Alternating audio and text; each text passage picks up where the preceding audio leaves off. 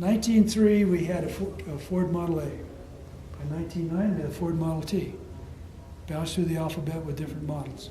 1909 to 1927, they built the Model T. 20 horsepower. This one is $850. By 1927, they were down around $300, $350 because of mass production. It was 1913 when the big production line really got going. So 1990, they could wait for the paint to dry. So you could have colors. And, now it's probably a good time to, these are all crank starts, all gasoline engines.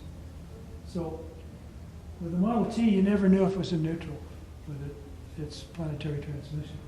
So you jack up one wheel, put a block under the other, or in front of the other.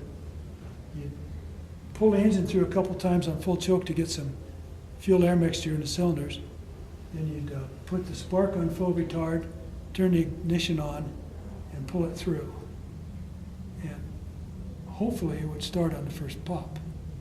So sometimes it would backfire, and this crank would spin backwards. So you never, ever put your thumb over the crank, because if it kicked back, you'd be wearing your thumb about here.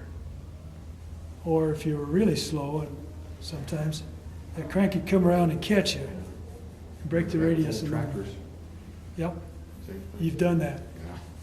It's been, yeah, I don't remember doing it. I remember it being so small I couldn't turn it. Yeah. But that was so common, it was called the Ford fracture, even though all Ford cars fracture. every car would do it. My grandfather had a Model T, and he used to let me steer it around the orange orchard, orange grove.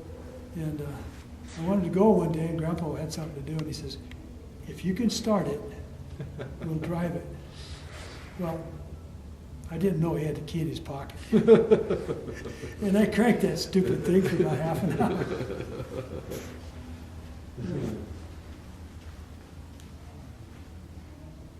Isn't this a beauty? Yes. 19 Rolls Royce Silver Ghost, 7-passenger tour.